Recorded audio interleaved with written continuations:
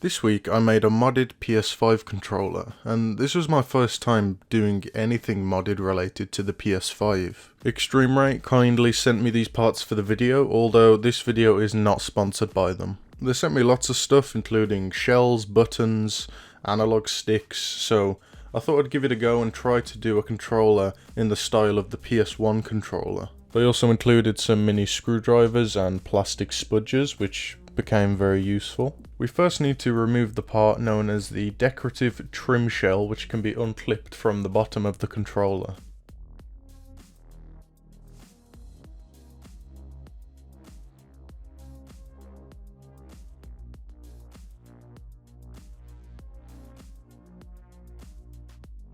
Next we need to remove the top buttons near the triggers in order to gain access to the screws.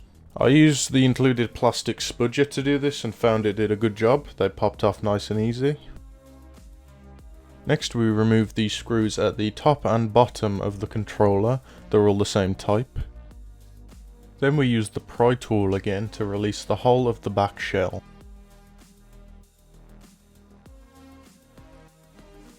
Next comes removing the battery and the battery plastic holder. Then there's a few more internal screws to look out for. Next there's some ribbon cables to remove. Make sure to be very gentle with these as they can be very fragile.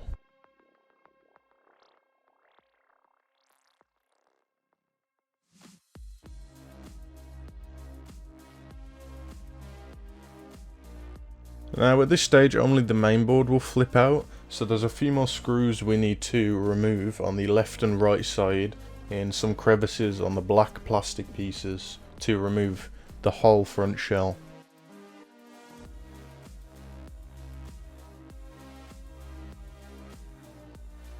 Now we have access to the front part, so we need to remove the touchpad as we need to reuse it.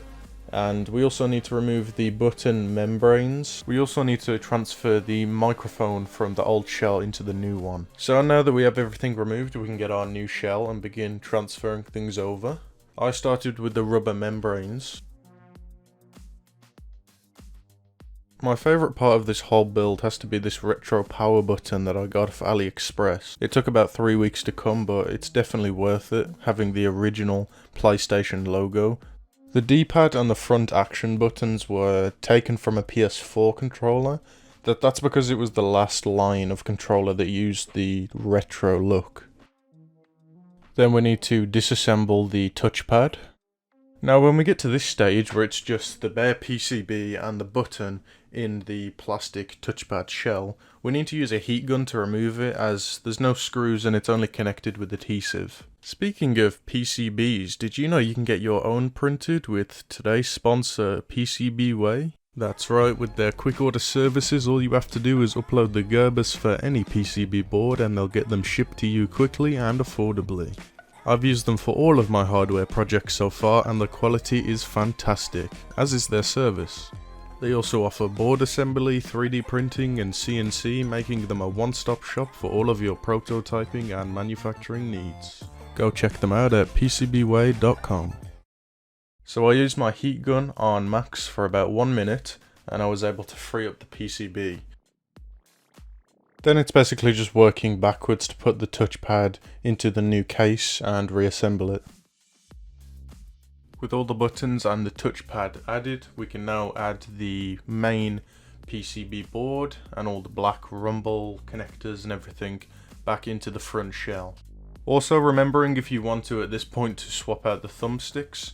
I swapped mine out for some PS4 thumbsticks, but you can add whatever colours you like. Once we've reseated all of the ribbon cables that we removed earlier, we now need to add the battery again. So the plastic battery holder, we need to screw that in down to the main board and also plug in the battery with the little connector. There was a little foam piece attached to the original back shell.